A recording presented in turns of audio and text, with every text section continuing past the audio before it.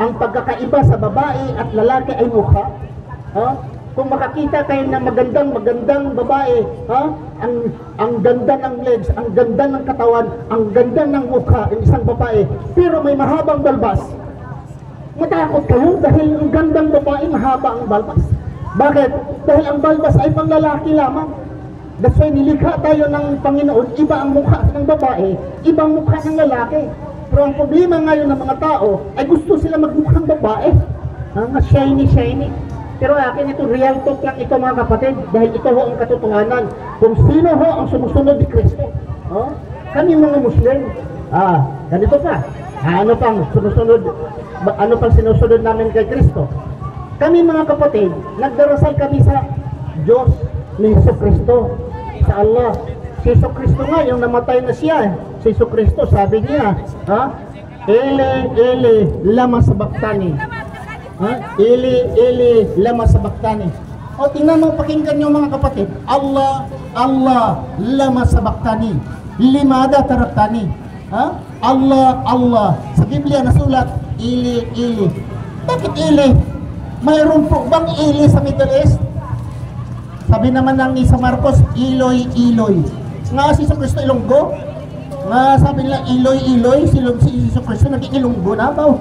Si Ilonggo na lintian na niya mo. Sa Ilonggo ang Iloy, hindi ya tatay. Ang Iloy nanay niya si Ilonggo. Nga si Jesucristo. Bakit hindi Allah? The God of the Middle East, Allah. Bakit ginawa sa mga writers of the Bible, Ili? Ginawa nilang Iloy. Instead na Allah ilagay, Ili. Bakit?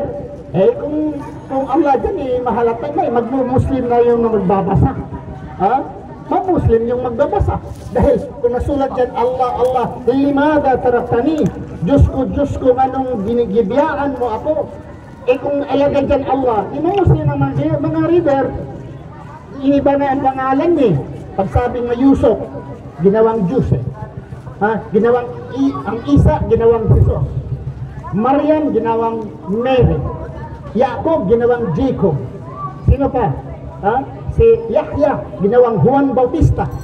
Ang pangalan ng mga propeta ay banal. Nagmula sa Middle East ang mga pangalan ng mga banal na propeta. Pagdating dito sa Pilipinas, pagdating sa Amerika, ay pinipihit, bending their names. Kung si Tulfo pa, they are bending, you bend the law.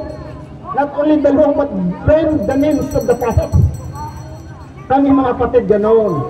Dapat ang pangalan ng mga propeta mag-maintain mula sa Middle East hanggang dito sa Pilipinas. Ang pangalan ng mga taga-roong propeta, yun din.